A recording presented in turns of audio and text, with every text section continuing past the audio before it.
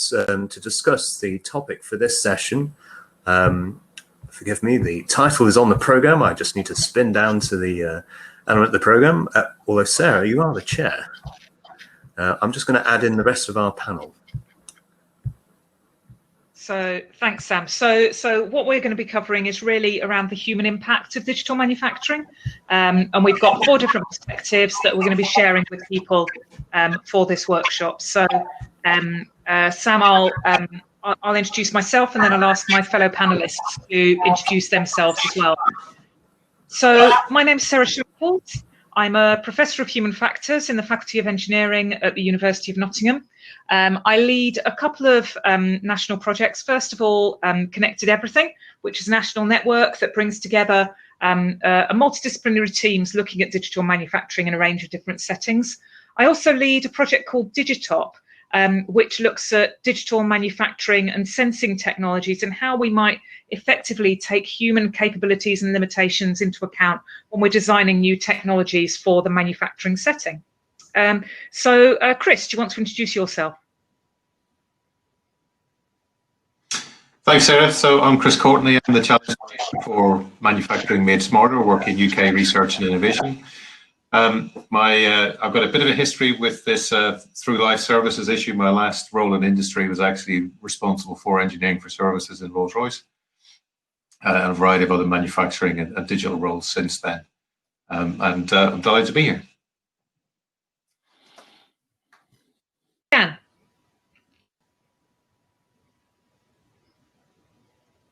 I'm Jan Godzill, Professor of Operations and Supply Chain Strategy at WMG, University of Warwick, but I was 14 years at Cranfield University in the School of Management and very fond of the days that they were. So I'm part of a research project, but at Warwick, I head up both our supply chain research group and our supply chains in practice industrial collaborator forum. And of course, that intersection between supply chains, digital technologies, and through life engineering is really, really key. Brilliant. Thanks, Jan. And finally, Roger. Hi, folks. I'm Roger Moore. I'm from the University of Exeter. My day job is academic director of something called Index, which is the initiative for the digital economy at Exeter. There's 15 of us currently, a mix of social scientists and computer scientists and data scientists based in London. And I guess we do the heavily applied end of digital tech.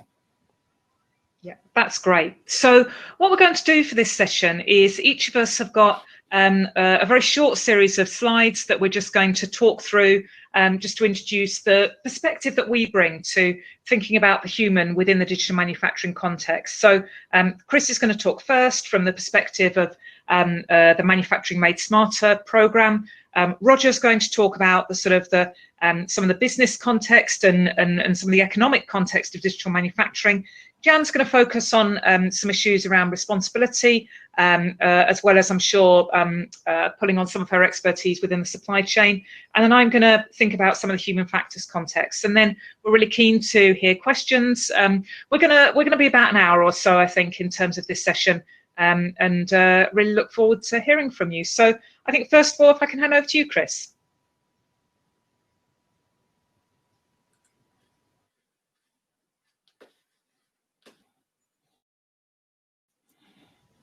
So we can, yeah, there you go.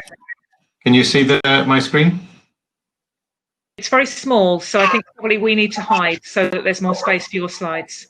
Hang on a second. You can make the screen bigger. Let me check that that's any better. Give me a second. How's that? Any better? Actually, what I can do is I can make it big on my screen, so I suggest that viewers do that. Okay, let me just... One thing, Chris, when you go to present the slideshow, if you could change it to duplicate screen, because you're in presenter mode, we see the preview for the second slide. Okay, what about... Is that better? Yes, perfect. Thank you. Okay, all right, perfect. So yeah, just to say a quick introduction. So I'm part of UKRI and the Challenge for Manufacturing Made Smarter. I'm just going to give you a very quick overview of that, and then sort of finish on some thoughts around the implications on the human factor side of the changes that we're looking to see in the manufacturing sector. So a little bit of scene setting for this challenge and kind of put in context my role. Overall, a lot of effort was put in 2 or 3 years ago into defining Made Smarter as a movement, if you like, and a program of work. And the critical correlation between the lack of digitalization and the deployment of technologies in manufacturing and the productivity gap that the UK has certainly in many areas of manufacturing. So there was this push that we need to digitalize more. It was seen as critical to achieve a productive, flexible, sustainable, and now resilient manufacturing sector and its supporting supply chains. And the ambition was set then, back in 2017, about where should we try and get to by 2030? That we should be a global industry leader in the creation, adoption, and exporting of advanced digital technologies. The important thing is to recognize it's about the adoption as well as the creation and exporting of those technologies. So it's a double-edged ambition around improving manufacturing, but also the creation of the technologies that underpin that transformation. And my research and innovation agenda is part of that. It's not about adoption, it's really about what are the new ideas, the new technologies, the new approaches, the new business models that will really enable us to transform the manufacturing sector across the UK. In terms of the scope, the sort of the things that we get involved in, it's really all sectors, but certainly the big sectors, aerospace, automotive, pharmaceuticals and food. But really it's a fully cross-sector challenge. And the intention of that is to create a fully cross-sector approach to the digitalization of manufacturing and supply chains. It's about the manufacturing and supply chain processes within an organization. So it's not all things digital to a manufacturing business. It's not so focused on the HR functions or the finance functions or others. It's really about those core operational processes. And it's where you can apply typically Industry 4 type technologies. So artificial intelligence, machine learning, robotics, automation, additive manufacturing, IoT, AR, VR. If you look at this challenge and how it gets constructed, it's really an enabler to how you do things. So it's like a kind of functional dimension of it rather than setting out to make specific products and services. So it will enable better products and services to be created, but it's really an enabler to an underpinning aspect around making and delivering those products and how you do that. Of course, how you do things is a mixture of classically people, process, systems, and so on, and how you bring all those things together. And it's really the transformation of those that we're looking to try and promote and invest in. That said, I recognize entirely, given my personal background on both the design end of things and the through life end of things, that it's important that we be able to sort of connect with both ends of that agenda. But the funding and the scope that we've got is very focused around the manufacturing and supply chain side of things. Good news is that we got the funding approved, so it's 147 million of government money, then matched by industry. Turns out to be about 300 million, and it runs until 2025. And that program, as I'll describe in a second, covers research stuff as well as things. In terms of the change that we're trying to see, if you try and fast forward to that 2030 vision, the approach that I'm taking is to try and look at how can we harness the power of those technologies to deliver the future that we have in mind. And it is about productivity, it is about sustainability, it's very much about flexibility and resilience, and to end really sort of catch up from a competitiveness point of view, and then potentially to leapfrog on a global basis. So we can drive productivity and so on in our current manufacturing base. We can also look to take leading positions in terms of manufacturing and creation of products of the future and how we design and make those in the UK. We can look to create much more interconnected dynamic manufacturing supply chains. And we've all seen the disruption to supply chains on a global basis. Many people are part of long global supply chains, and what we can do to enable that much more interconnected supply chain is hugely important. From us, in terms of delivering the program, we span the stuff from early stage research. So we're launching research centers and research programs on both economic and physical sciences, all the way through to sort of classic large scale industrial applications and R&D programs. So it's that kind of full span of activities we get involved in. And we do that because we want to see from wherever the innovation comes from, we want to accelerate that into reality, both digital and physical. And ultimately create solutions, products and solutions which can be exported across the globe. I think the key sort of hooking from this panel session is if you add all those things up and start to think about transformation of business models, much more interconnections in terms of supply chains, much more complexity and advanced manufacturing technologies within facilities, and the changing nature of work within that is an enormous impact to the future of work in manufacturing, which I think can be hugely positive. We can have huge economic benefits as well as benefits for individuals working within those environments. But it is an enormous disruption. So I'm excited about the possibility, but we need to recognize that disruption is coming and how best we can harness that and consider optimizing the kind of full system, if you like, including people and systems. Maybe just skip on past one, just to give you a little flavor of stuff that's really happening right now. That we have launched the program. We have launched a £20 million investment on digital supply chains. Competition closed about a month ago. We're busy assessing those things from all sectors, all regions. We've launched the research centres, or applications are open for that, and looking at taking a multidisciplinary approach, social and physical sciences, as I say, to really properly consider human factors in the design of future solutions.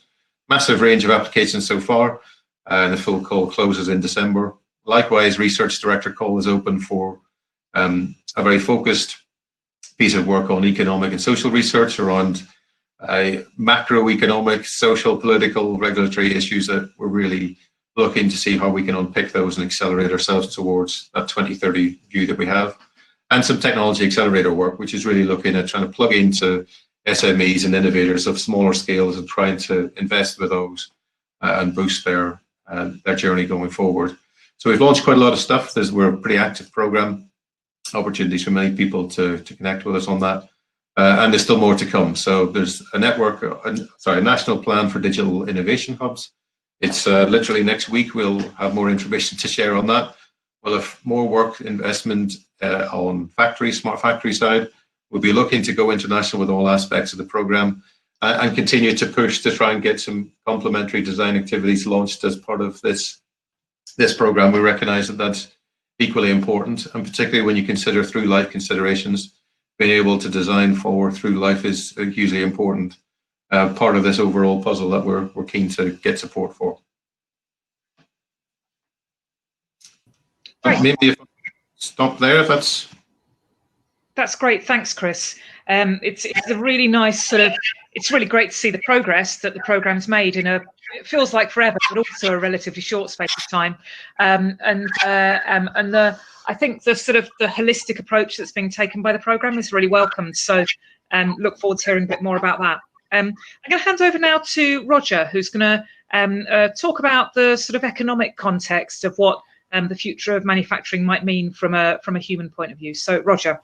Thanks, Sarah. Thank you, Chris. I'll just hopefully make my screen bigger so that you can all see it. Can you see that okay? Can you see digitally enhanced advanced services? Hopefully you can. We can. Good. Okay. So I'm just going to briefly talk about a Network Plus that we've got at Exeter with colleagues at Aston and Cranfield and also at Nottingham. So a colleague of Sarah's at Nottingham. It's called Digitally Enhanced Advanced Services. And DIAS is all about looking at technologies that are enabled by digital technology. So that's the digitally enhanced bit. And then we talk about different types of contracts. So this is, if you like, a strong link to through life services. So we talk about advanced services, and what we mean by that is outcome-based contracts or results-based contracts or use-based contracts. So DS itself, if you bring the two things together, talks about actually how you digitally enhance those contracts. How do you collect data such that we can create those contracts? We're looking at three sectors. Obviously, traditionally, most people think about an outcome-based contract or a use-based contract in manufacturing, but I'm sure many of us also realise that a lot of this is going on in transport. So right now, if you're aggregate industries who actually own some quarries, they are being paid per kilometre of laying tarmac on the road.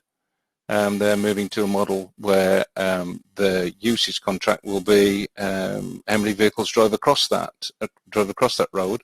So that means placing sensors, digital technology actually in the road to see what drives across it and how frequently they drive across it, and their payments will be based on what drives across it and how frequently. And of course, the hope is and the expectation is that they won't be repairing it so often, so that'll be a benefit to me and you.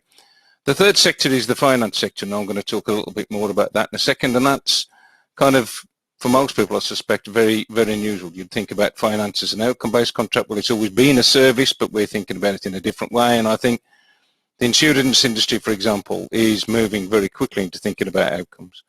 Why do I have this picture of this great big drill here? I'm sure most people know the Black & Decker story. You know, the classic Black & Decker story about how often a drill is used, you know, through its lifetime, and I'm sure these things are apocryphal, but, you know, people talk about 8 minutes or 12 minutes or 18 minutes. The whole purpose of showing the drill is to say DIAS is about reduce. So if we think about, you know, reduce, recycle, remanufacture, outcome-based contracts are about reducing the use of the resources in the first place. And that's very much our focus. So we're trying to get to a point where we say, okay, how can people share those resources, whether those resources are in a B2B context or a B2C context, but how can we reduce the amount of resources that are embedded in products? So what's going on out there that we think is very interesting? I think there's been quite an interesting shift. I'm going to show a very simple model. Most people, I'm sure everybody on this call is aware of a very simple linear flow supply chain from extraction all the way through to retail. You might think of that as food, or you might think of that as car manufacturing or whatever. It's delivered to the final customer over here. We're seeing more and more, obviously we see the situation where people provide equipment to that, so that might be a robotic arm, and they might provide that at the assemble level, at the extraction level, or at the process level, and money is exchanged for the sale of that robot arm or that piece of equipment that's used. The thing that many people forget in that equation is the third party, the bank. The bank lends money, lends working capital.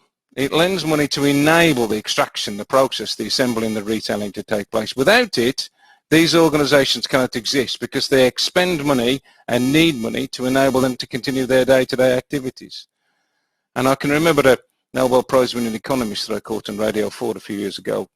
When asked the question, who makes the most money out of a supply chain? You know, is it the people near the consumer end, or is it the people at the extraction end, or, you know, what's the model for that?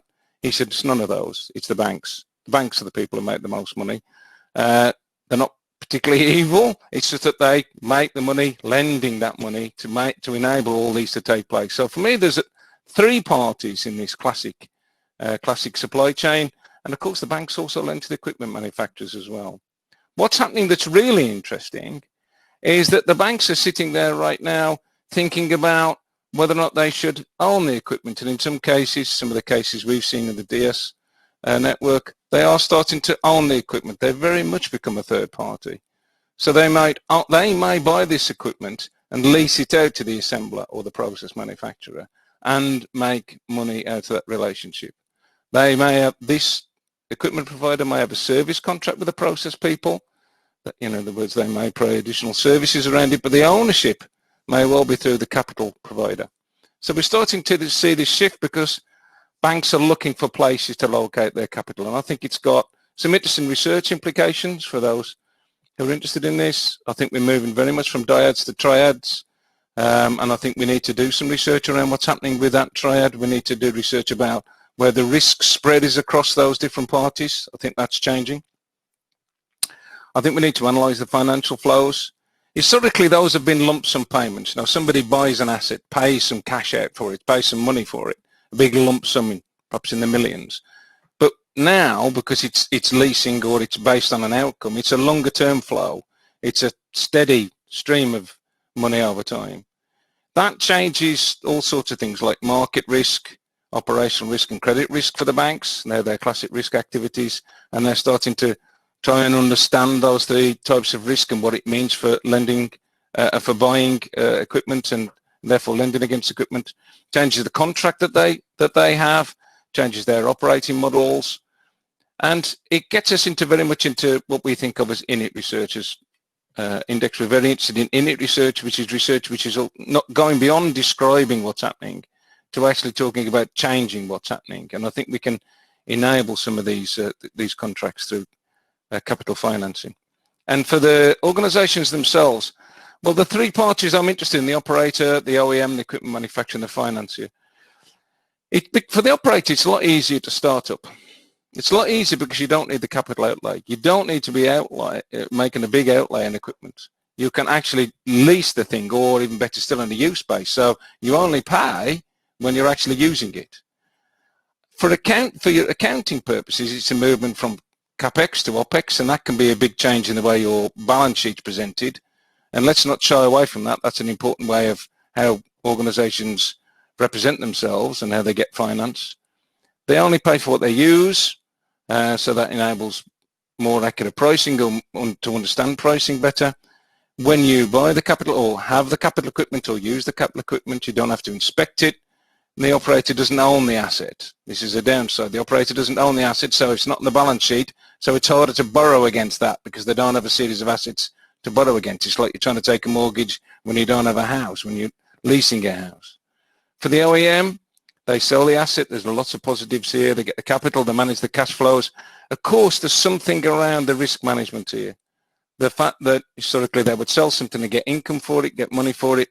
Now they're actually selling it to a bank, and the bank itself is getting income from it. So actually it's distributing that risk, and it's distributing that reward. And it could well be that actually losing out in that contract. Finally, the financer themselves. They move from selling products, giving money so people can buy assets, to selling a service. So, okay, so here's the asset that we own and you use it, Mr. Operator. That's a completely different model for them. That's befuddling them a little bit at the moment, because for them, it's hard to understand engineering. So they're starting to say, actually, we need to have data analysts and scientists as part of our team if we're going to do this, because we need to understand what the risks are and what engineering is. We need to understand how things are used. The UK has a very strong financial sector. Right now, there are negative interest rates. I think this is one of the major reasons this has become an issue. So we're going to get close to negative interest rates. Capital is looking for a home. This is a place where capital can locate itself and can actually look to get returns. And the weak pound dollar, inevitably going to get weaker, is another reason why the financial sector is getting interested, because money's flowing in and saying we can acquire those assets relatively cheap. It enables banks to cross-sell products like insurance, but the downside, this sector is used to high returns. So fundamentally, a very interesting change is taking place from maybe the asset owner, the asset builder selling something, to leasing something on an ownership basis, to a third party getting fundamentally involved. That's me. Really interesting perspective. I've got lots of questions for you if no one else has, actually. So, right. So that's really good. But I'll hand over now to Jan, who's going to talk about a perspective of sort of sustainability and supply chain.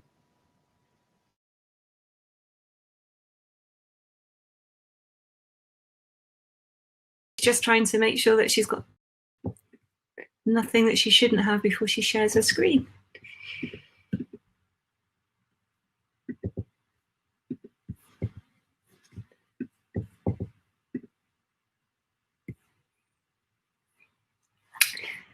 So good. So good afternoon, everybody. What I hope to cover in terms of looking at these human and societal impacts of digital manufacture is looking at how we're going to build back better. And what do I mean by this? So we've always perhaps thought that we're at a transition point. Many people have talked about Industry 4 and the fact that we're just about to enter the next stage of our industrial evolution or revolution, depending on how you perceive it. But there's some really nice work done by Sean Cully. He's actually a visiting researcher at Cranfield in his book Transition Point, which he perhaps mapped out the different stages of our industrial evolution in a slightly more scientific way and linked it to the way in which we've perhaps used communications technology, what type of energy source we've used, and in a sense through that defined perhaps slightly more than 4 stages of our industrial evolution. However, what was critical about his view and why he talks about transition points is that what he talks about is that we hit these points whereby markets begin to saturate, growth begins to stall. We start to see, coming back to some of the points that Roger was mentioning about finance, that the debt bubble begins to burst, industries crash, jobs lose. And I suppose we saw this massively in 2008. And then we start to go through a rebirth process, which really enables innovation. And as it enables innovation, we start to see different investment moving to industry. We start to see inventions becoming innovation, and we start to see new business models and paradigms appearing.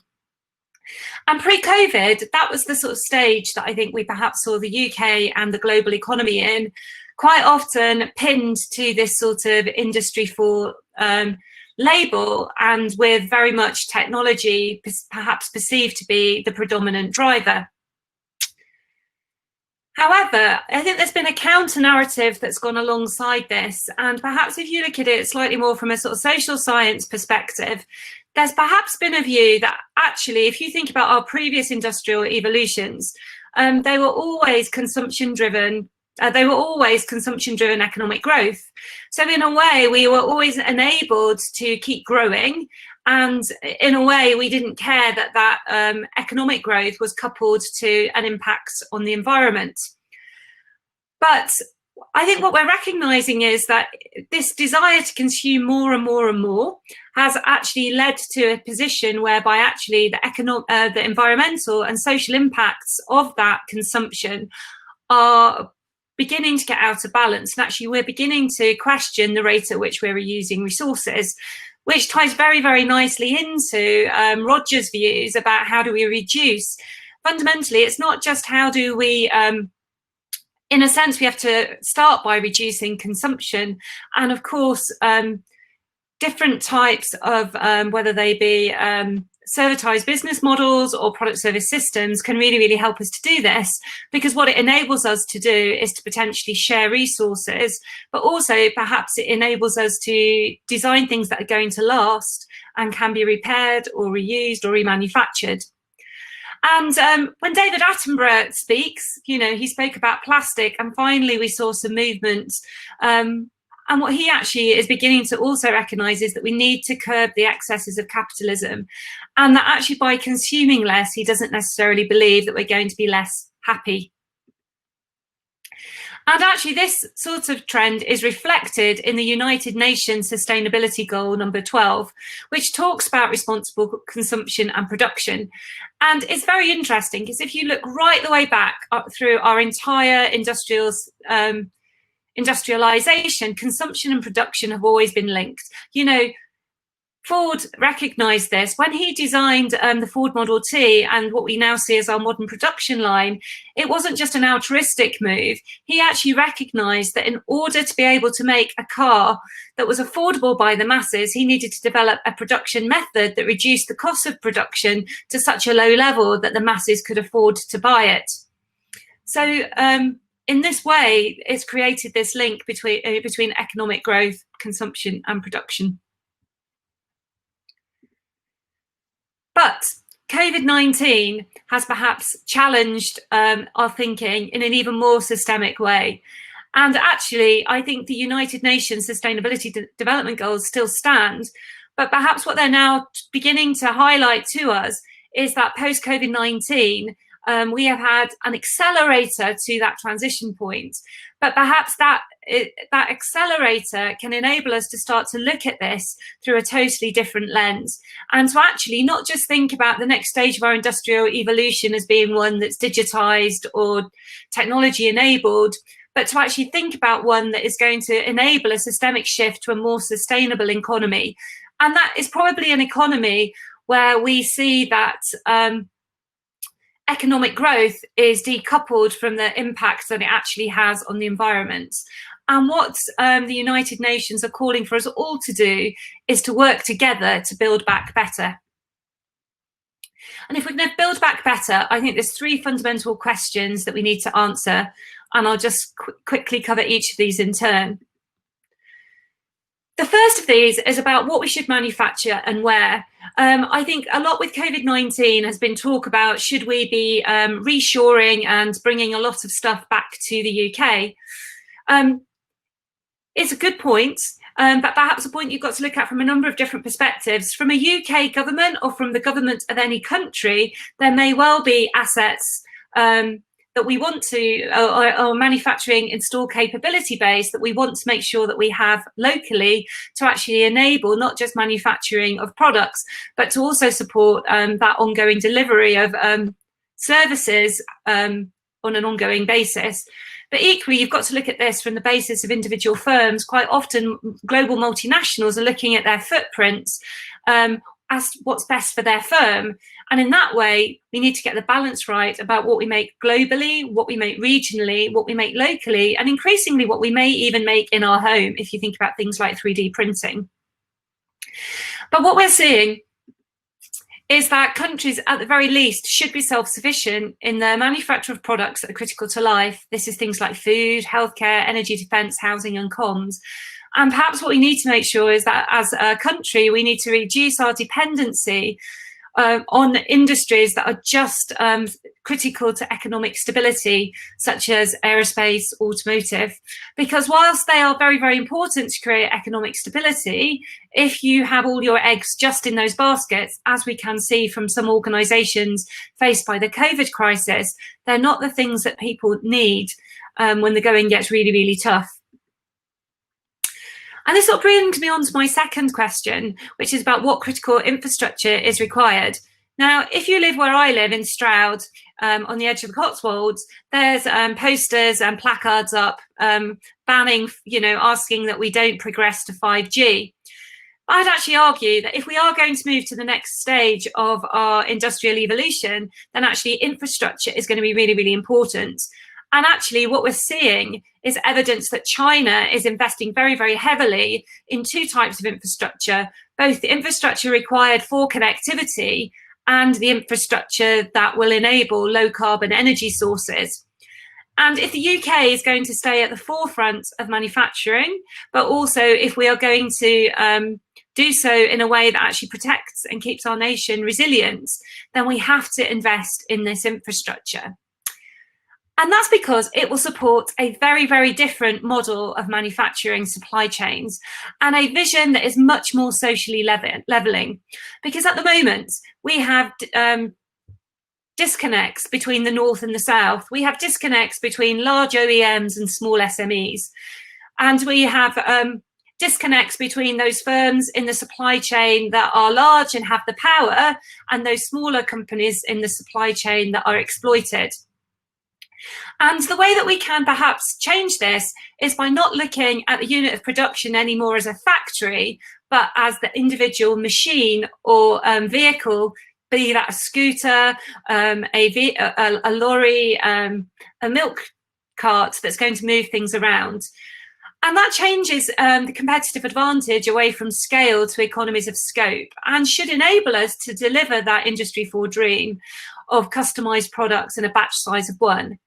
But what this means is that our asset positioning is going to move away from being quite centralised to being very, very highly distributed, which will only be enabled by very, very high connectivity and very high connectivity integration with logistics.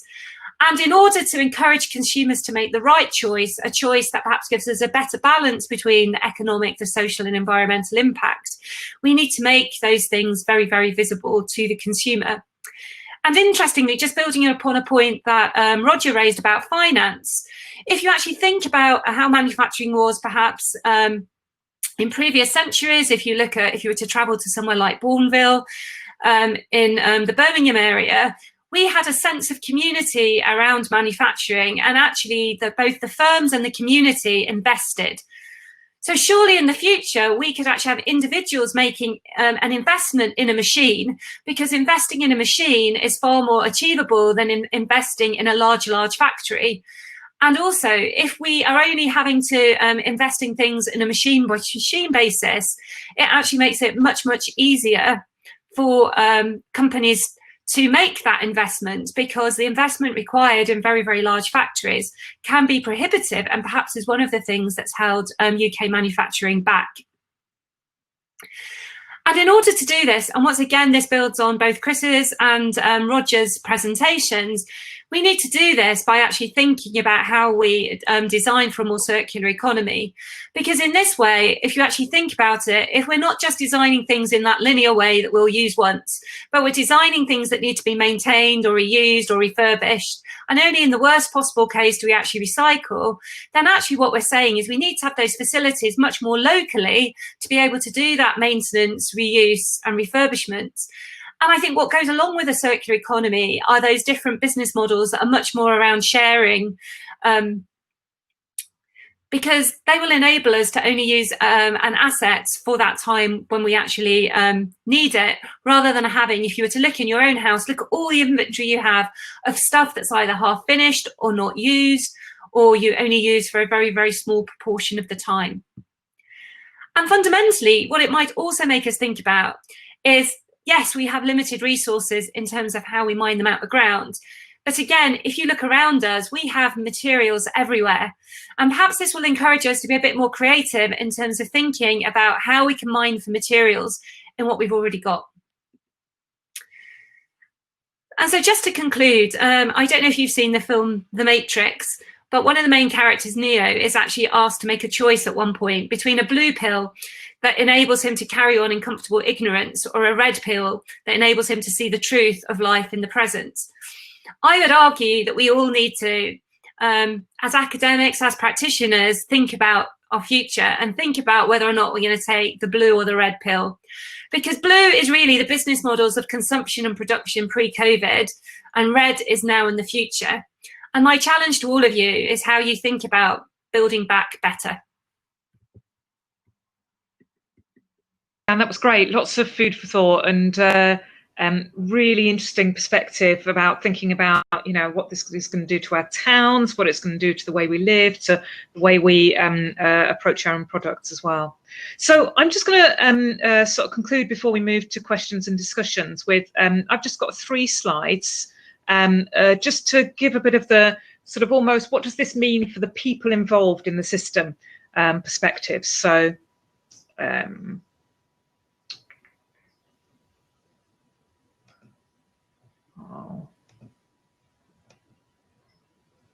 no, I'll share that one.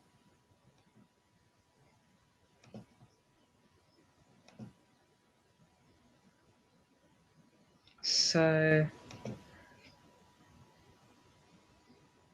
hopefully you can see that all right. So the first slide I wanted to talk about was what it actually means to put the person at the center of our thinking. So it's worth stepping back a bit and thinking, well, who are the people involved in digital manufacturing? Well, the obvious people, I suppose, are those who actually work in the sort of, you know, Ford-esque environment in the production process. But actually, there are many, many other people who are the people that are involved in digital manufacturing. So we have the users of the products, as Jan was just mentioning, how we might perceive the materials from products that we've finished using, and how we might think about reuse and recycling of those materials.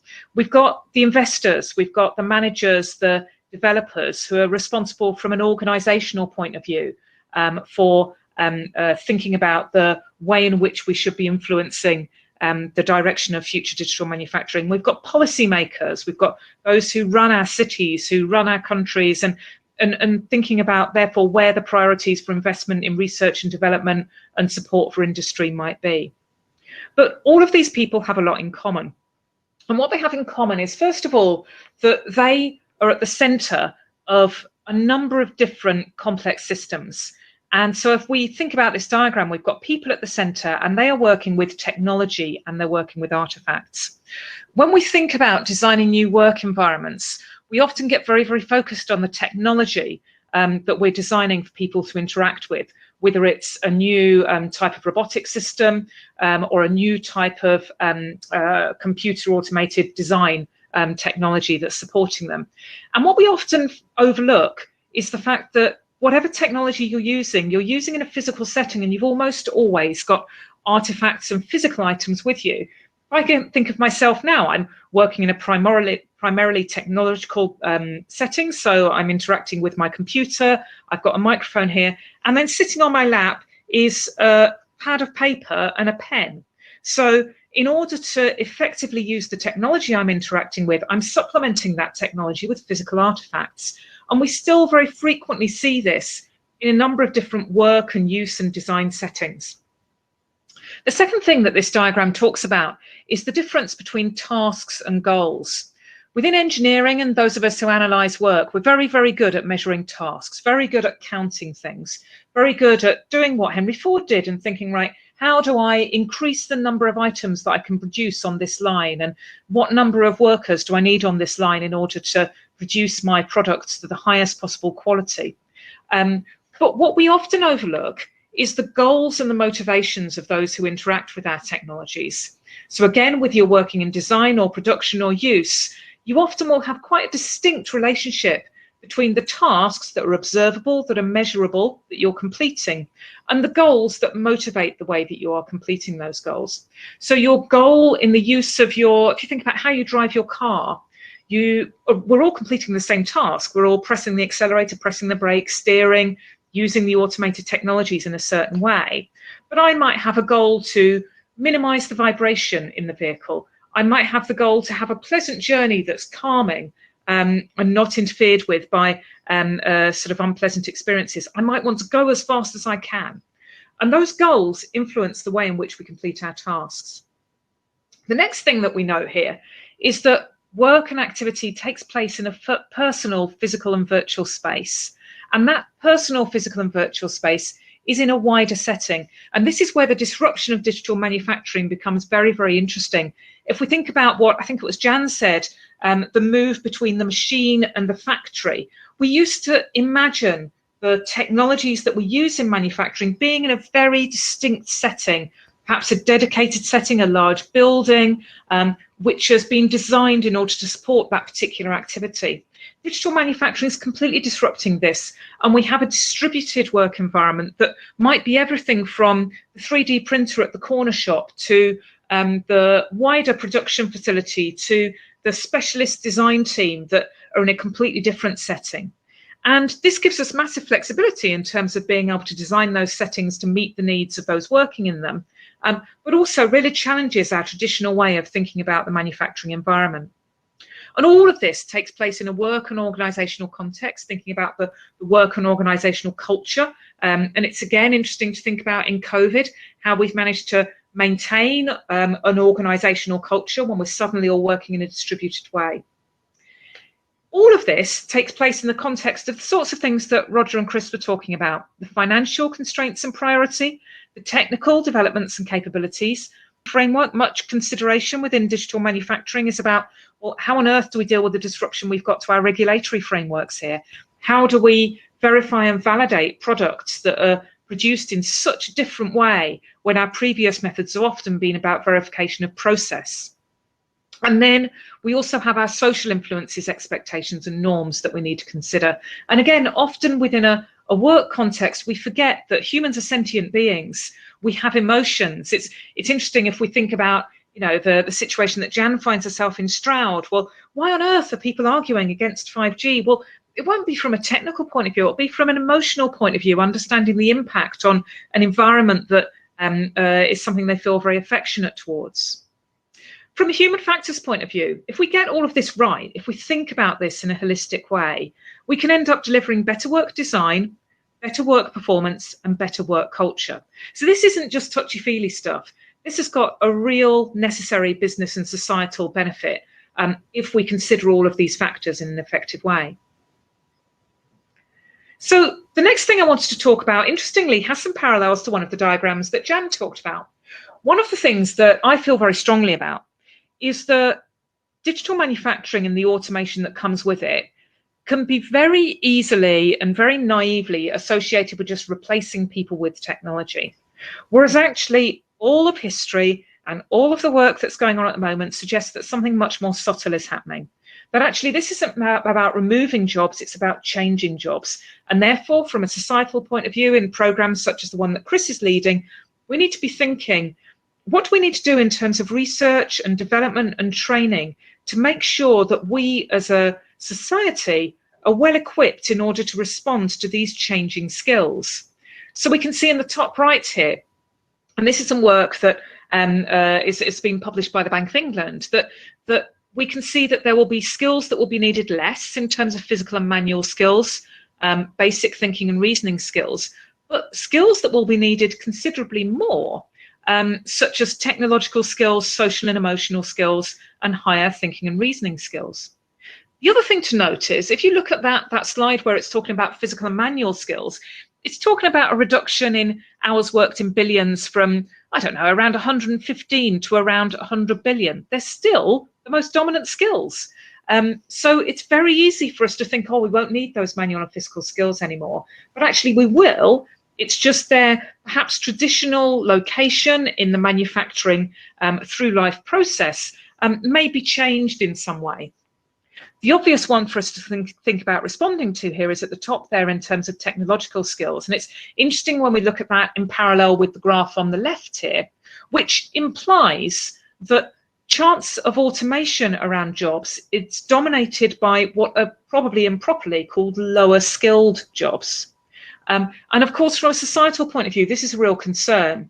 If we start to see a situation where there is a significant impact on jobs which are traditionally lower paid or lower skilled, then the societal impact of that could be quite significant. So thinking about how we support those who might previously have taken on those lower skilled jobs to develop technological skills and physical and manual skills that will still be a critical part of the digital manufacturing framework is really, really important. And then the final thing, which it really struck me, and Jan and I didn't discuss our slides beforehand, but shows a similar pattern, is that it can be a misnomer to assume that introduction of new waves of technology can lead to increased unemployment. What we actually see is a real variation that's of course influenced by multiple factors. So when the steam engine was invented, then yes, there was a gradual increase in unemployment, but it went up and down and up and down and up and down. Light bulb invented, similarly, very little parallel between these major inventions that absolutely revolutionized the way in which we deliver industry and the impact on societal employment. So the final thing I wanted to talk about was a bit of a plug actually for the project I'm leading called Digitop. We're just entering the final 18 months or so of the project, and we've been focusing on thinking about, well, what might this actually look like at the coalface in terms of the changed technologies and systems that people might be using when they're in the production or manufacturing setting. So we've developed a series of personas and scenarios that identify the types of things that might happen. We're looking particularly at what might happen when we add additional sensing technologies to either the machines or the people who are working in those settings. There's a utopian view here that is, if we imagine a beautifully, holistically monitored environment, we can intervene, we can make sure that people have sufficient rest breaks, we can make sure that their work tasks are automatically managed in terms of giving the right level of work demand and the right level of job satisfaction and variety. We can help continually develop skills, for example. And we're using what's called a joint cognitive systems approach here. Well, we're not separating out the people and the technology in a system, but recognizing that people work in combination with technology to achieve a common goal, recognizing that technologies might have goals as well as people having goals as well.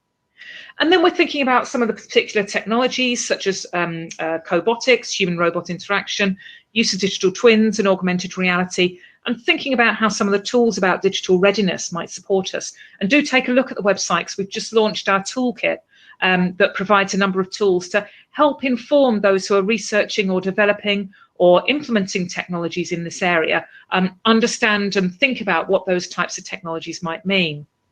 And we're just about to embark on a study that I'm really interested to find out the results from, because we've come up with two scenarios that are dystopian or utopian.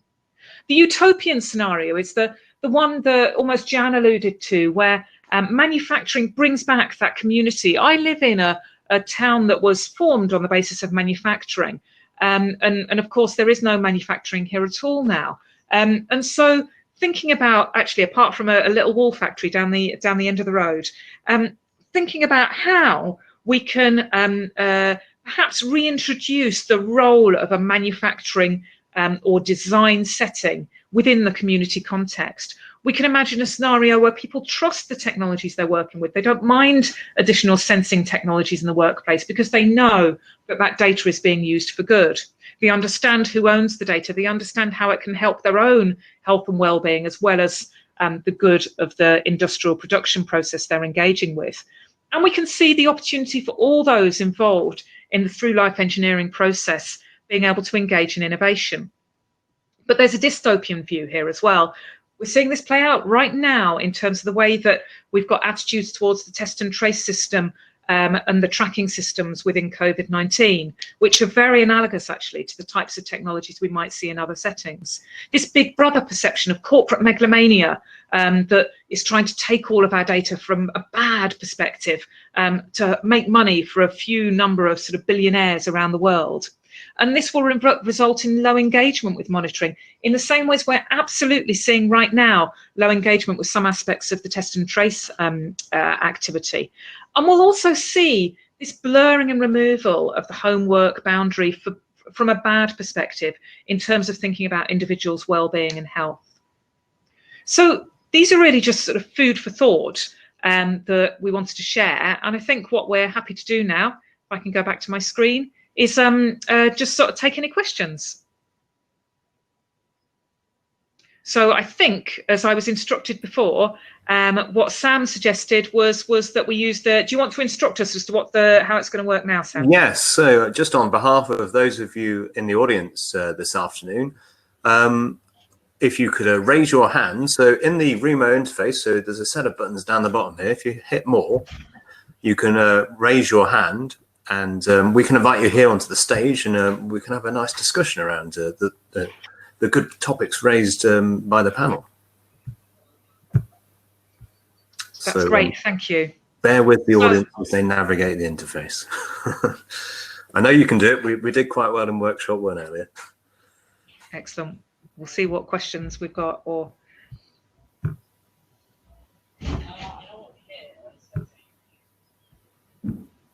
we've got a guest presenter of my son who's just walked through the door as well there. Oh, good, so. Good. Well, if you would like to join in, he's more than welcome. I'm sure he'd be delighted. So I might start with a question for all of us, actually. We've all talked about lots of really quite broad issues that move from the sort of the specific to the existential to a certain extent. I wonder what we see as the immediate priorities for the next year. You know, if we had, I don't know, 10 to 50 million pounds to invest right now, and of course, Chris does, then what's the absolute priority that we need to do to sort of shift the dial on the way in which we're able to engage in digital manufacturing? So maybe I'll ask Chris to go first and think, you know, what's the and we won't hold you to this in terms of the program. This can be you as a person imagining you engaging with your program, Chris, if you want. But what would you say would be the priority right now if you really wanted to shift the dial in digital manufacturing? That's a tough one to answer. So I'm going to try and sort of semi-answer it. I think there's two things really. So at one level, it's about recovery, and that's sort of starting to sort of get out to that build back better sort of message and trying to think for that future. I think as I'm probably more directly related to the future, if you like, and trying to think of how we shape that. It's to move now and be ambitious now about what we do around that space. I think there are lots of pretty broad topics that we talked about. Whether or not we move towards that, you know, one future or the other will be dependent, I think, on decisions we make in the next couple of years. I think we decided quite consciously to prioritize the launch of some supply chain competitions, and that was really predicated on disruptions that we saw on global supply chains across all sectors.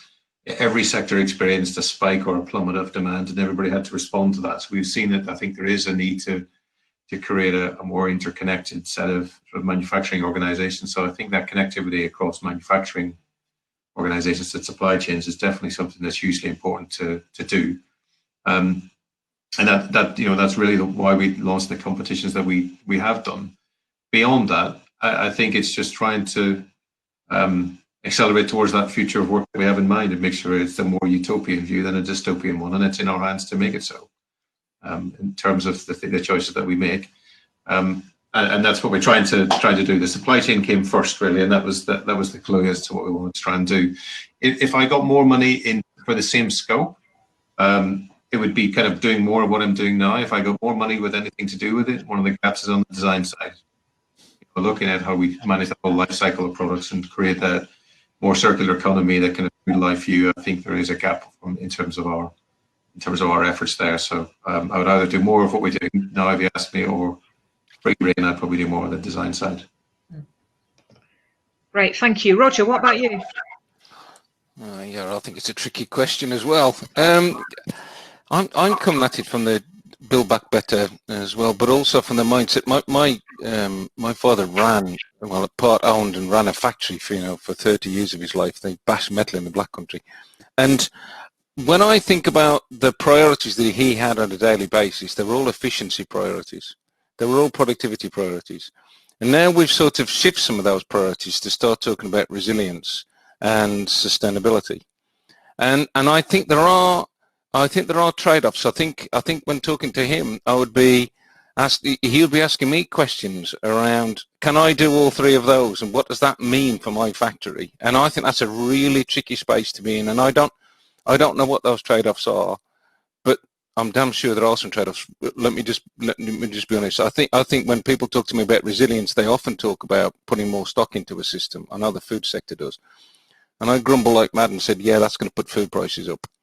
There's a direct trade-off there in efficiency. It's very difficult to do those two things at the same time. So I think we need to understand that triangle a bit more, because I think we've been very, very efficiency focused. I know I have for a long time. Jan, what about you? Don't worry, I'll answer the question myself as well. Good. Oh, you're on mute, Jan. There you go. Fair enough, Wade, Sarah. So if we're going to be really serious about what we do in the short term, so my first thing I would say to all of the industrial strategy challenge funds is stop acting independently, because actually the future, they're interrelated. So you can't look at the future of manufacturing independently from energy, or energy separately from driving the electric revolution. They're all interconnected. And so actually, if this is a chance to build back better, we need to perhaps think big rather than reducing things down. The second thing, and this maybe speaks to the issue that Roger was raising, is to do with the way that our financial markets value firms. Because actually, part of the problem that we have, and that's maybe driven a misunderstanding of what efficiency means, is about the way that we've analysed firms based on return on capital employed. Because what that means is we tend to try to minimise inventory, but also we try to maximise the throughput of any manufacturing asset. And actually, research will show you that actually, if you've got relatively stable demand, then actually you can run a manufacturing asset at about 80% demonstrated capacity quite happily, and it can deal with variations. If you've got a variable demand signal, and actually many of our retailers on purpose create variable demand signals because they'll operate high-low promotions, buy one, get one free. And this is the sort of stuff we as consumers love. That creates a degree of variability in the supply chain, which actually, if you're going to right size your manufacturing capacity to deal with that, you can only plan at about 60% demonstrated capacity. So actually, in the short term, we can be both efficient and effective by better understanding that link between demand and the patterns of demand, and how commercial strategies drive a pattern of demand, and how we have to right size our buffers, be it manufacturing capacity or inventory, to be able to deliver customer service. And if we understand that better, as if by magic, we'll actually start delivering products to customers at lower cost, because we're getting genuine efficiency effects rather than false ones because of a procurement function exploiting a supplier. And actually, I think Chris will find hundreds of submissions to Manufacturing Made Smarter, which will all be about platforms for supply chain integration. They'll all talk about trust. The reality is there are some platforms that exist that do that. The reality is that most suppliers, particularly in exploitative industries like aerospace or automotive, their suppliers are scared to give their data to the OEM because they think that that data will be used against them to drive further slightly exploitative cost downs, or to perhaps take business away from them. Or even worse still, if they give them visibility of their suppliers, maybe they'll be disintermediated and taken out of the whole equation. So technology, it comes back to what you said, this is about that broader ecosystem. In the very, very short term, we need to invest in infrastructure, we need to bring the challenges together, and actually we need to look at the way we value firms differently so that we can enable supply chain efficiency and effectiveness, and look at that in an end-to-end way and not use procurement in an exploitative way, because that is stopping a lot of the really good digital tools out there from working, because people won't put their data in it. That's great, thank you. I think my answer is, and obviously I have the advantage of knowing what my question was beforehand, so I've been thinking about this for a couple of hours. I think there's two areas that I think I'm speaking as a citizen here rather than as a researcher, really see as a big gap. The first is, I know, and I think one of you mentioned this as well, Roger, I think it was when you were talking about your dad. So when I speak to local SMEs, when we meet SMEs at events and activities like this, they often say, well, this is all lovely, but my problems are much more immediate. My problems are, I have this bit of machinery that is a legacy bit of machinery, and I'm really struggling with its role in the production process, and I need you to come and fix this bit for me now.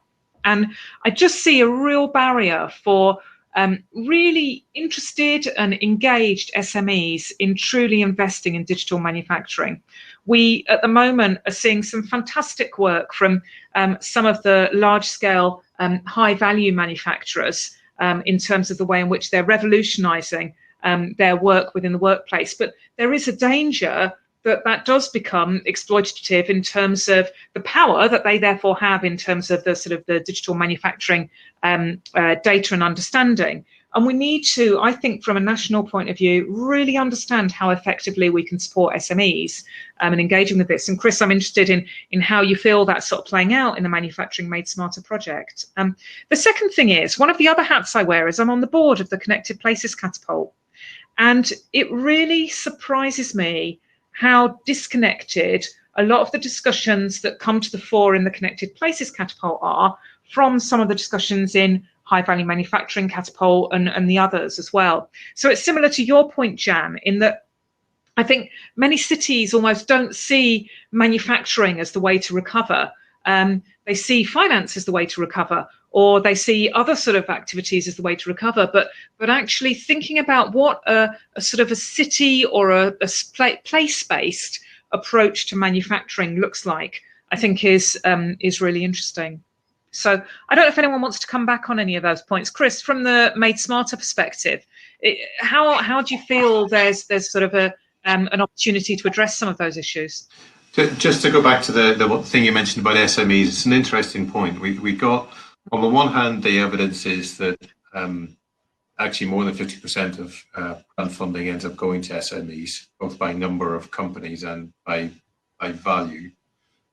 So there's a reasonable amount of SME spread, but in this digital space, I think there is huge opportunity to find out ways of radically simplifying and decomplexifying, if you like, it's a very expensive thing to do. If you really look at companies who do this stuff really well, this top end, the very high value manufacturers that you described, these are some very sophisticated systems with very sophisticated integrations, and the support around them itself is quite expensive, and it's quite off-putting to many SMEs to really engage in some of it. So on the one hand, I think we're pretty open to it, and that we try our best to engage with SMEs, but I think the market condition right now is to some extent quite off-putting. There's a lot of expensive software solutions and expensive consultants and all the rest of it around the space, and there's just not always the solution available for SMEs. There is in part, increasingly there is, but I think certainly making the technology much more accessible, easy to use and so on is a big part of that. But it's not the only problem. Making it cheaper, better won't mean that SMEs necessarily adopt it.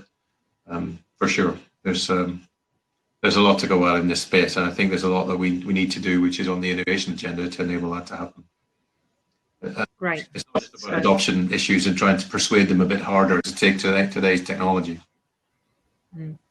Jan or Roger, is there anything you wanted to come in on there? Can I, Jan, do you want to go first or me? It's just sort of building on Jan's point about Little's law. We are in a world where we have to understand that technology is an enabler. You know, it enables a business process, it enables a flow. And I think it's the SMEs that I talk to in manufacturing are interested in the technology, but interested in the technology for a purpose, and that's to make their flow better. And it's very often starting the argument with the technology isn't the great place to start. Starting the argument with, okay, what's your process flow like, and how can 3D printing or robotics or whatever enable that? I think is a conversation with a lot more purchase. I think it's a lot easier to make that conversation, but I think that means not starting with the technology.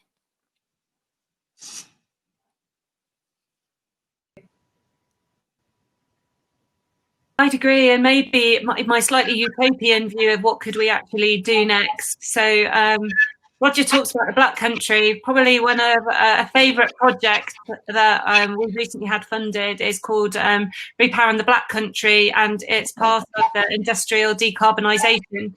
But it's trying to do it a different way, because industrial decarbonisation has tended to focus on the big manufacturing centres and decarbonising sort of traditional ways of doing manufacturing. So places like the Northwest, where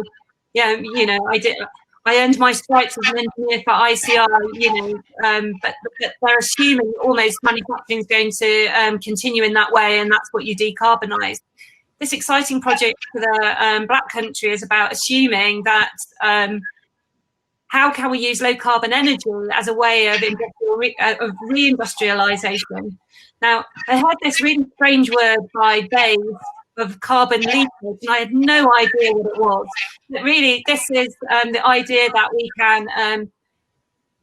we may lose industries abroad because actually if we start to introduce a carbon tax, that carbon tax will be prohibitively high for that industry to remain in the UK. Well, no disrespect, given that the UK is the largest net importer of global emissions in the world, CO2 emissions in the world, that boat has sort of sailed. So actually, we already had all of that carbon leakage. So I think the real challenge is how can we use things like carbon tax, actually thinking about low carbon energy as a way of reindustrialising our country.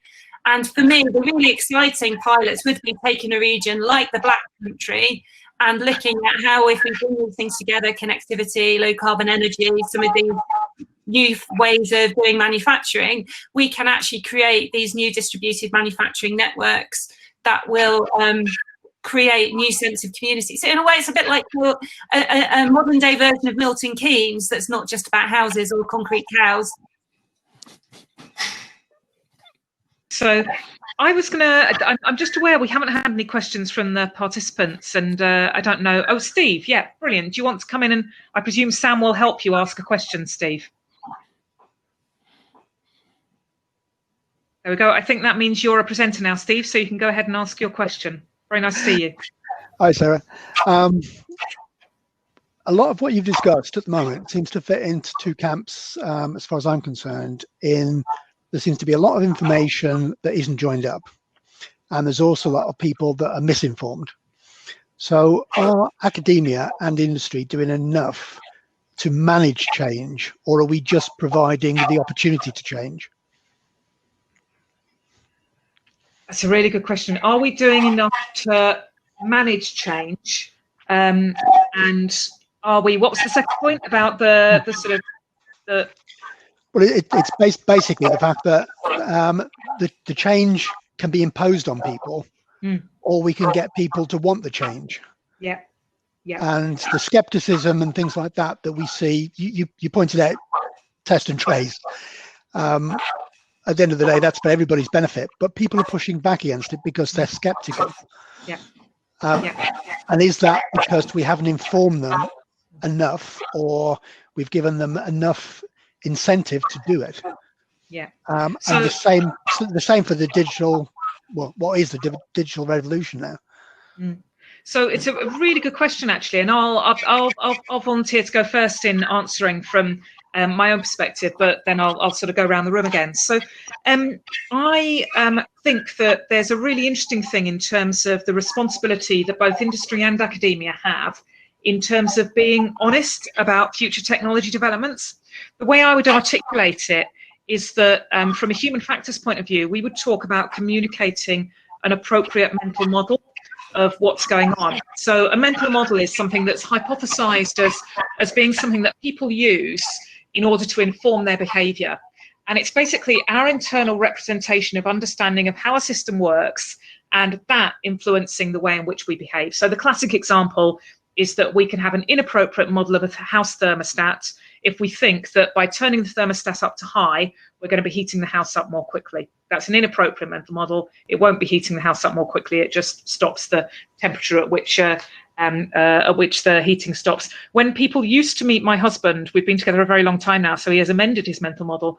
But my students used to say, aha, you're the one with the inappropriate mental model, because I used to use him as an example in that particular setting.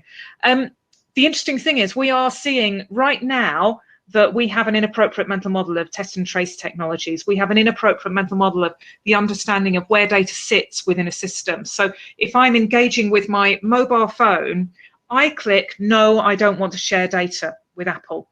And interestingly, the reason I do that is partly because I think, well, Apple are a company, they're annoying me a bit, they're charging a bit of money, I don't want to do them a favor.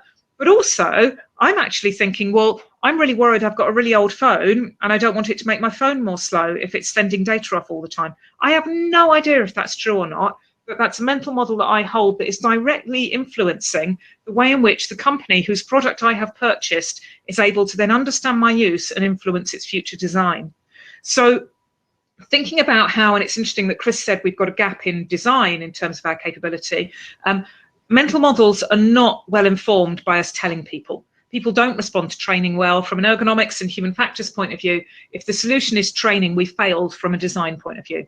So actually thinking about how the design and the use and the feedback communicates to all within the system, whether it's the designer who's sitting in their office thinking about how a product might potentially infringe upon their intellectual property if they share data, to a user who's unsure about sharing their use data, to a supply chain member who's worried about what their potential role should be in terms of working with multiple companies in order to provide a material or a product, then thinking about how we are honest and appropriate in terms of the way in which we describe the way that data and information is shared is something I feel very passionately about and believe is quite an effective intervention. But I'm interested in other people's views. So really the question is how can we sort of almost appropriately affect change and ensure that people aren't misinformed? So I don't know who wants to go first. I think Chris, yeah, go for it. Yeah, just a perspective. So having been in industry and done some of these things, the first truism, you can never do enough on change, but that's partly because you can't persuade everybody before you decide to do something. There's inevitably a point where in the organization where there'll be some resistance, but you've decided that's what you want to try and do. So there's an element of which there'll always be 5G conspiracy theorists and whatever 6G is and so on beyond that. There's always an element of that, I think, is human nature. And it's a little bit unpredictable in terms of how much you need to do on change. I ran a portfolio of digital programs many years ago, and some were surprisingly brilliant. And we spent almost no time doing change management in a formal sense. The recipients really wanted it. They loved it when it arrived. It worked. They didn't need, there wasn't big training programs and big communications events and all this other sort of classic stuff around change management. And yet it went in. And I've had the opposite, where we have monumental change management programs and we're communicating to people endlessly and gathering stakeholder feedback. There's a lot of machinery around all that. And yet it doesn't seem to result in something that's easily accepted and adopted. So I don't think it's very simple. I think it's quite a complex thing to try and judge. And it will, if you're one of the people who thinks that 5G masks are going to be coronavirus, you'll inevitably feel slightly run over the top of when people just put it in anyway. That's a sort of classic thing. So I think there's always a balance to be struck when you take a decision in industry to implement new technologies as to, have I got to the right point? Have I got the right enough solution? It's not the total absence of people disagreeing, because that will almost never happen. It's just trying to get that balance right, the right level of engagement, the right type of sharing of ideas and the right type of co-creation and so on before you implement something. But ultimately companies will still decide that they need to press ahead with something, and that's the the tough balance you have. So do you do enough? It's hard to say. I think there's always a call to do more, but it's a delicate balance to find, I think. Brilliant, thank you, Roger. No, when I'm thinking about change, I always think we either use the carrot or the stick, and we often talk about the stick, and that's often regulatory in the big system picture. We often talk about, we're going to change the law in some way. We're going to regulate companies in some way to reduce their carbon usage, for example.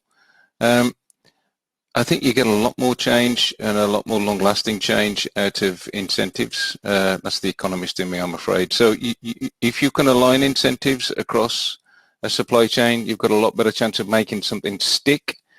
I think it requires a lot more thought and effort. I think for me, use-based and outcome-based and results-based models are ways in which you can start getting consumers interested, and that will pull a change in behaviour across the supply chain. So for me, I think the focus has to be very much on incentive models and how you make people change their behaviour.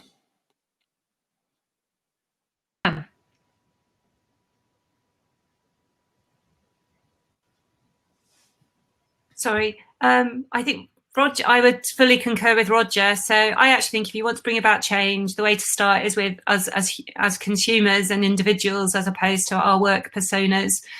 And if you think about it at the moment, we could all buy fair trade coffee, but how many of us actually do? Mm. Now, I do think you can, and if you think about things like battery recycling, I think battery recycling is at like 24%, something like that. So there's a huge amount of batteries that we could recycle that we don't, because there's nothing in it for us as individuals. Why bother? So I think I would totally agree with Roger that we need to think about what's the benefit to the individual. But I do think that could come in two forms. So I think there's both the benefit in terms of the incentive, but I think there could be some very interesting research around the role of shame. So how can we shame people into changing? So at the moment, for instance, certain brands, they're prestigious to wear because they're seen to, have certain status with them. But what if it began to be that certain brands or certain behaviours, Starbucks began to see this for not paying their tax? What if we could also explore how we could use, I suppose, the shame side of incentives to drive behaviour, because actually people don't want to be associated with something that seemed to be negative or bad for society. And I do think that actually if we can make things more visible, so I do see a future where you go into a store and you can make a choice, because I can scan on 2 products and I can immediately see a comparison, not only just on cost, but on the social and environmental footprint. You would have to be fairly crazy if 2 things were exactly the same price not to buy the one that had lower CO2 emissions or had a better environmental footprint. And that is definitely a role of technology. But I think it starts with us as humans, as individuals, because if we get it as individuals in our everyday lives, then I think it will permeate through into our work lives. Where there's a really interesting intergenerational effect as well, isn't there? And it slightly amuses me that we see the sort of current generation of teenagers and those in their early 20s, I forget which generation Z it is or something, as being the ones who are finally going to sort the environment out. Because I remember when I was at school that the Green Party used to win the mock elections. So my generation's completely let everyone down, and it's I think you're absolutely right to sort of highlight that sort of the potential power of shame and how that might actually be used. And I, as an academic leader in a university, I won't comment any further. But Steve, I don't know, did you have any further questions? No, I think between yourself and Jan, there were a couple of really interesting points. As you know, we've already had this discussion to a certain extent. We know for a while that if you put monitoring of people, then instantly they will push back against it. But if you turn around and say you are monitoring their safety, then they will love it. So straight away, it's not what you're selling, it's the way you're selling it. But then I wouldn't actually use the term shame, I'd use peer pressure. But if those individuals that have accepted it become the majority, then you are shaming people into adopting it, then they find out they like it. So it's I suppose what I'm really asking right from the offset is how do we change it from a push situation to a pull situation, and get people to want to embrace it. From a higher management point of view, when they can see balance sheets and things like that, that's their pull trigger. But then the people on the coal face that ultimately have got to use this equipment, and if we're going to get reliable data out of this equipment, we've got to get them to use it and use it the way it was designed. So straight away, you've got to have that trigger for them as well. So it's how do you get those people to pull this technology that we're talking about? And it comes back to a certain extent to the bit at the bottom of the diagram I showed. It's that work and organisational culture as well. I'm always struck by it. I've done a lot of work with the railway industry. The railway industry is just used to being monitored all the time because it's a safety critical industry and all interactions are recorded. And actually, they often see the addition of recording information as being something that gives them even more protection, gives them even more understanding of what to do when things go wrong. And it's very interesting, the different attitudes towards different technologies in different sectors as well. So thank you. I'm interested if there's any more questions from the audience. Otherwise, I think we might sort of close. It's been a really good session, but and I'll offer all of my panelists an opportunity for, I think, a final thought. But Sam, I don't know if there's any more questions from the floor. Well, I know we're talking about encouraging behaviours and so on, so I don't want to pick on the audience too much. I'm sure you've got some questions around these topics that we've been discussing. I mean, it's interesting that sustainability can perhaps improve marketing of products in some way, because competitive advantage is everything these days. But no doubt there's probably some relevant ideas shared that reflect on your own workplace or products that you maintain or assets and so on in the through life context. So yeah, if you could either pop a question through on the chat function in the Remo platform, the Q&A message, or even raise your hand. So as Steve demonstrated, you can hit the more button on the Remo platform, and then there's another button tucked away in there. It also is getting on for the end of the session. I know we've so yeah. Conference, so I might offer my fellow panelists a sort of final word, and I think the final question we should all ask is, if there was one thing we would do to sort of move towards the utopia, not towards the dystopia, that would be bad, move towards the utopia and away from the dystopia, what would be the one sort of message we might want to leave with? So, Roger, maybe I'll go to you first. Yeah, okay. So for me, if it moving towards the utopia is very strongly dependent on me having control of my own data. That's a really big issue for me. I need to understand how my data is being used, because right now I think that's a massive limitation of what's happening. Yeah, that's great. Thank you. Jan, what about you? So one's for us all as individuals, just buy less. The second is actually for organisations, and they need to use planning to orchestrate their end-to-end supply chain and not procurement to bully suppliers into submission. Right. Chris, what about you? I would agree with Jan's second one in terms of the end-to-end supply chain. It's definitely something we have got to have an aligned view on in terms of how we should be thinking. But I'd like to see a bit of a mental model shift really across many places in the UK in terms of attitudes towards manufacturing and the extent to which we do and can do it. I happen to live in Derbyshire, not very far from the first mills that were ever founded and so on, a kind of the birthplace of that industrial revolution in that sense. And I don't think there's any reason why we can't be ambitious about the manufacturing sector in the future here, and they say the digitalization that can play a key part of that. And there should be plenty of opportunities to move toward that utopian future. But we'll get the future we deserve in the sense of that we have to imagine that future and move towards it. It's not going to happen with this.